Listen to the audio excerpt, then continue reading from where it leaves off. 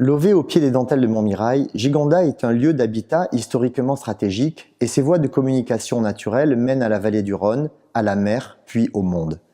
Sous le bas empire romain, la villa Iucunditas voit la viticulture prospérer. À l'époque médiévale, le village se dote de remparts et d'un château. Les vignerons de Gigondas y font aujourd'hui vivre l'histoire, la culture et la culture du vin. Avec les abbayes de Prébaillon et de Saint-André, la tour Sarrazine, la chapelle de Saint-Côme et l'église Sainte-Catherine, Gigondas est riche d'un important patrimoine architectural. La qualité de ses vins n'a jamais cessé d'être reconnue internationalement, jusqu'à devenir un cru en 1971. Ici, 1500 hectares de bois entourent 1200 hectares de vignes, générant une exceptionnelle biodiversité. Le plus grand conservatoire du monde pour le cépage Grenache a été planté par les vignerons de Gigondas, dont la profondeur de savoir-faire explore sans cesse le potentiel de ce terroir exceptionnel. À l'emplacement du massif des dentelles de Montmirail existait autrefois un vaste bassin sédimentaire occupé par un océan qui a fonctionné pendant toute la durée de l'ère secondaire, entre moins 230 et moins 65 millions d'années. Les premiers sédiments sont des calcaires, du gypse et du sel, déposés dans un contexte de grande aridité. La suite est constituée, sous un climat devenu tropical humide, par des alternances de marnes et de calcaires.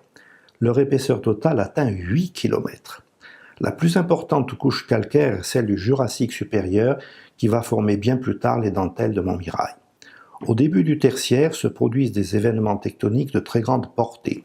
La faille de Nîmes, qui est la plus importante de tout le sud de la France, devient très active et cisaille la totalité des 8 km accumulés précédemment. Le gypse et le sel, devenus fluides sous l'effet de la pression exercée par les marnes et les calcaires, remontent sur le trajet de la faille et provoquent d'intenses déformations. Les calcaires du Jurassique supérieur sont redressés à la verticale. C'est ainsi que naissent les fameuses dentelles de Montmirail. Une fois le massif mis en place, une mer de la fin du tertiaire occupe la vallée du Rhône, ce qui favorise le dépôt de sable connu en Provence sous le nom de safre. Enfin, au cours du Quaternaire, les alternances de périodes glaciaires et chaudes favorisent le transport de puissants éboulis depuis le massif jusque dans la plaine, où il constitue un cône de déjection très vaste connu sous le nom de cône de la Font des Papes. À la fin du tertiaire et plus précisément au Miocène, le massif des dentelles de Montmirail constitue déjà un relief très significatif dans le paysage. Les Alpes naissent et la Méditerranée occupe le couloir rhodanien jusqu'à Lyon, jusqu'en Suisse et jusqu'en Europe centrale. La jeune chaîne des Alpes est la proie de l'érosion qui lui arrache des quantités considérables de matériaux qui vont se déposer dans ce bras de mer qui vient de s'installer dans le couloir rhodanien.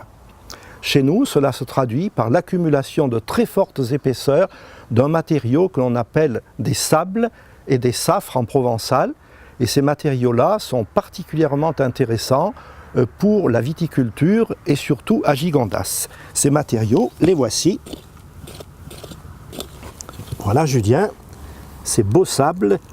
Et vous allez pouvoir nous dire quelle est leur caractéristique et leur qualité s'agissant de la vigne et du vin. Ces fameux sables donc, sont des terroirs très particuliers de Gigondas. Pour moi, on est réellement sur un terroir de finesse. On est pour nous localisé sur une bande qui va à peu près du nord-est de l'appellation jusqu'au sud-ouest. On est souvent au pied des versants, au pied des reliefs. Et donc on a déjà, au niveau microclimatique, une particularité, c'est qu'on est sur des microclimats frais, avec de l'ombre le matin et des expositions plutôt au couchant. Tout ça fait qu'on a des maturités qui sont un petit peu plus tardives et donc on le retrouve un petit peu dans les vins.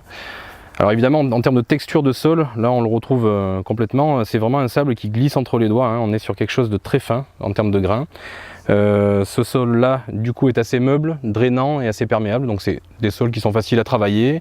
On peut rentrer dans les parcelles après les pluies assez rapidement, donc ça a quand même certains avantages au niveau travail du sol.